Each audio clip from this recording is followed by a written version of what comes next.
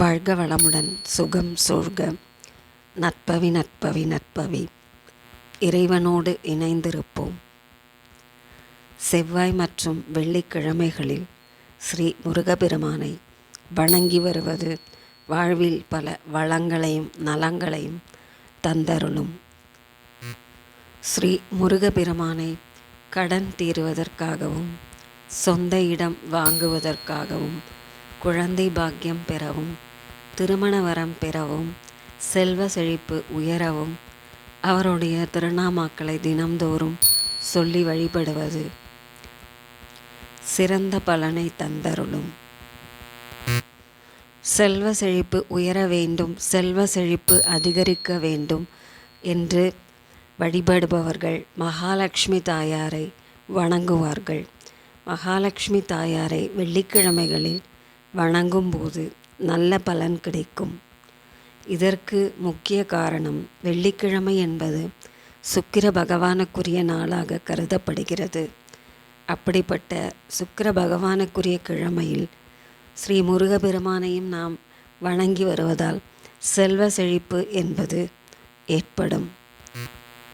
செல்வ வளம் பெருக பழனி முருகன் கோவில், திருச்செந்தூர் முருகன் கோவில், திருத்தணி முருகன் கோவில், சுவாமிமலை முருகன் கோயில், பழமுதிர்ச்சோலை முருகன் கோயில், திருவேருகம் முருகன் கோயில் ஆகிய பல திருத்தலங்களுக்கு பக்தர்கள் சென்று அங்குள்ள முருகப்பெருமானை வணங்கி வருகிறார்கள்.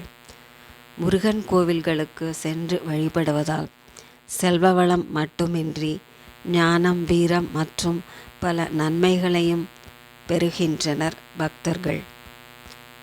நட்சத்திரக்குன்று என்று அழைக்கப்படும் முருகன் கோவில் திருவண்ணாமலை மாவட்டத்தில் கலசப்பாக்கம் வட்டத்தில் அமைந்துள்ளது. இங்குள்ள முருகப்பெருமான் சுயம்பு வடிவ லிங்கமாக அருள் பாலிக்கிறார். இந்த கோவிலுக்கு கார்த்திகை பெண்களும் 27 நட்சத்திரங்களும் தினமும் வந்து முருகப்பெருமானை வழிபடுவதாக ஐதீகம். இங்குள்ள சுயம்பு முருகனை வழிபட்டால் நாகதோஷம், புத்திரதோஷம் மற்றும் கல்யாண தோஷங்கள் நீங்கும் என்பது நம்பிக்கை.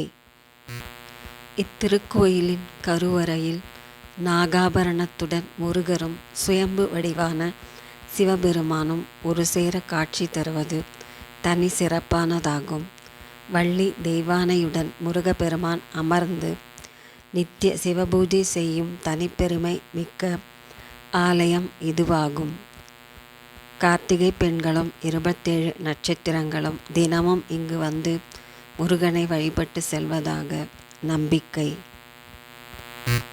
27 நட்சத்திரங்களும் சிவ சர்ப்பமும் முருகப்பெருமானை வழிபடுவது சிறப்பாகும்.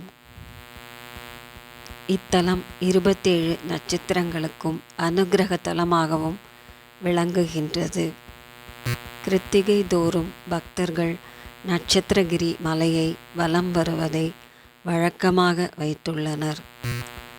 இக்கோவிலில் செவ்வாய்க்கிழமைகளில் முருகனுக்கு தேன் அபிஷேகம் செய்து, சம்பா சாதம் படைத்து, செவ்வரளி மாலை சாற்றி, அன்னதானம் செய்து வழிபாடு செய்பவர்களுடைய நாகதோஷம், புத்திரதோஷம், திருமண தோஷங்கள் அகலும். பாலாபிஷேகம் செய்து சிவந்த விருட்சி புஷ்பங்களால் அர்ச்சித்து மாதுளை கனி படைத்து வழிபாடு செய்தால் நட்சத்திர தோஷங்கள் யாவும் விலகும், நல்லருள் கிட்டும் என்பது பக்தர்களின் நம்பிக்கை.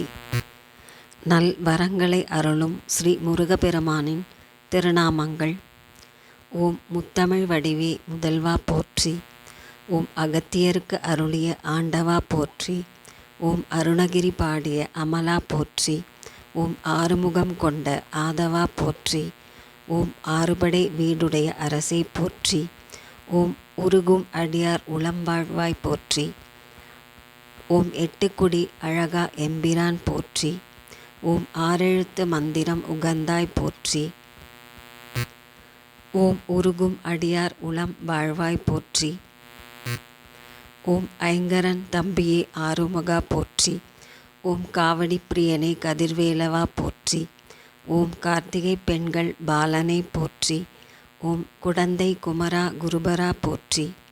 ஓம் குமர கூர்வடி வேலா போற்றி.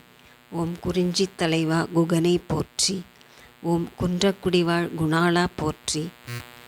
ஓம் ஓங்கார பொருளை உத்தமா போற்றி. ஓம் ஔவைக்கு அருளிய பாலகா போற்றி. ஓம் கந்த கோட்டத்துறை கடவுளை போற்றி.